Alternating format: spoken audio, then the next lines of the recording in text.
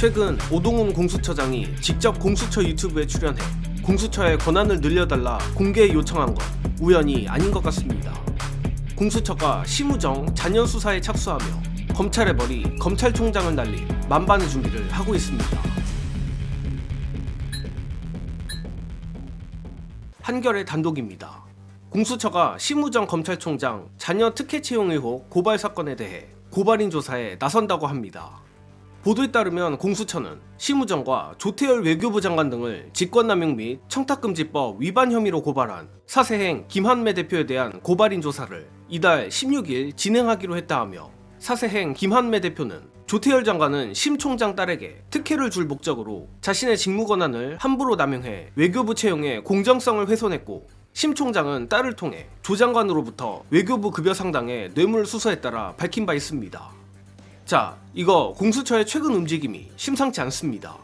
특히 오늘은 공수처가 최혜병 순직 사건 관련해 그간 철옹성 같았던 대통령실 압수수색까지 완료했다는 보도가 나왔는데, 물론 대통령실이 문을 열어줬다는 건 저 내란 졸개들이 이미 관련 증거들을 깔끔하게 인멸했다는 뜻이라 생각은 들지만, 그럼에도 불구하고 티끌 같은 흔적은 어딘가에 남기 마련이라 최소한 증거인멸의 정황 정도는 확보할 수 있을 것 같습니다.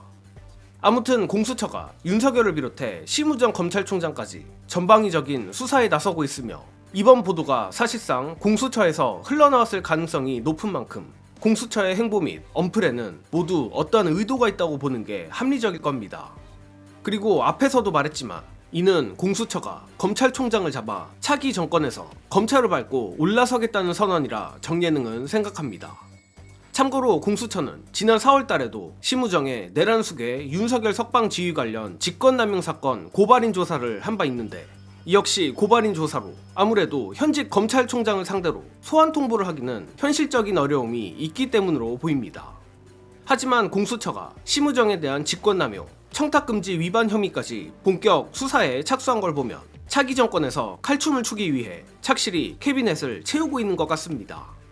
특히 최근 오동훈 공수처장이 공수처 유튜브에 직접 출연해 공수처가 수사한 사건을 검찰이 기소 및 공소유지를 하면 권력기관 견제라는 본연의 업무를 수행하기 어렵다며, 외형적으로는 공수처의 권한 확대 요구지만 뒤집어 말하면 검찰이 엉터리 기소 및 공소유지를 한다는 작심 발언을 한 바 있는데, 하필 오동훈 공수처장이 이 발언을 한 지 하루 만에 공수처가 심우정의 약점, 자녀 특혜 채용 의혹 수사에 착수했다는 보도가 난 것입니다. 정예능이 예측해보자면 6월 3일 이후 이재명 정권이 출범하면 공수처가 그야말로 정광석화처럼 심우정을 향해 출석 요구를 하지 않을까 싶고, 심우정이 꼴의 검찰총장이라고 계속 삐댄다면 지금의 기세로 모아 본보기로 긴급체포까지 할 수도 있다고 봅니다. 또한 그때쯤이면 그야말로 검찰이 풍비박산 나는 와중일 거라 공수처도 칼춤을 더 추면 췄지 망설일 이유가 없습니다. 그리고 공수처가 검찰의 머리 심우정을 노리고 있다면 반대로 민주당은 썩어빠진 검찰 내부를 피바다로 만들 준비를 하는 것 같은데, 관련해 이재명 정권이 들어서면 일어날 흥미진진한 검찰개혁 상황 영상으로 보시고 오겠습니다. 이게 지금 워낙에 많은 것들이 빅뉴스들이 터져가지고 이게 상대적으로 덜 주목을 받았는데, 제가 봤을 때 이거 벌벌 떠는 검사들 많습니다. 어제 법사위에서 검사징계법 개정안이 통과가 됐거든요. 이게 뭐냐면 지금까지는 검찰총장만 검사 징계를 할 수 있었거든요. 그렇죠. 근데 어제 개정안은 법무부 장관이 직접 검사 징계를 청구할 수 있는 그 개정안을 통과를 시켰습니다. 그래서 요게 이제 법사위를 통과했지 않습니까? 그러면 본회의 해가지고 통과가 되잖아요. 정권 교체가 되잖아. 그러면 이제 법무부 장관 임명해가지고 이제 이런 이상한 수사했던 놈들 다 징계 청구할 수 있어요. 검사가 뭔데 대한민국에서 검찰총장 아니면 징계 청구를 그럼 못해. 말 그러니까요. 검찰총장이 잘도 검사 징계하겠다. 이씨. 열받는 뉴스가 하나 있습니다. 김학이 돈 받는답니다. 1억 3천 넘게.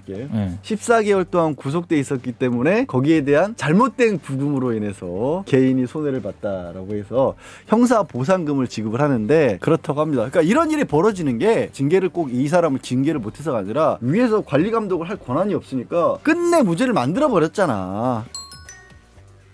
이로써 공수처는 검찰의 머리를 밟고 올라서고, 민주당 정권의 법무부 장관은 그동안 폐악질을 저지르고도 검찰총장이라는 방패 뒤에 숨었던 검사들을 단죄하게 되는 것입니다. 벌써부터 내란 수계에 손발이 대주며 조작, 날조까지 서슴지 않고 이재명 후보를 지독하게 괴롭혔던 몇몇 검사들의 이름이 떠오르는데, 이재명 후보는 정치 보복하지 않겠다고 선언했지만 이재명 대통령은 국정이나 신경 쓰라 하고 내란 잔당 처리는 수사기관 및 각 장관들이 하면 되는 부분입니다. 다만 공수처 얘기가 나와서 하는 말이지만 공수처장이 공개 요청한 권한 확대에 대해서는 신중하게 접근했으면 합니다.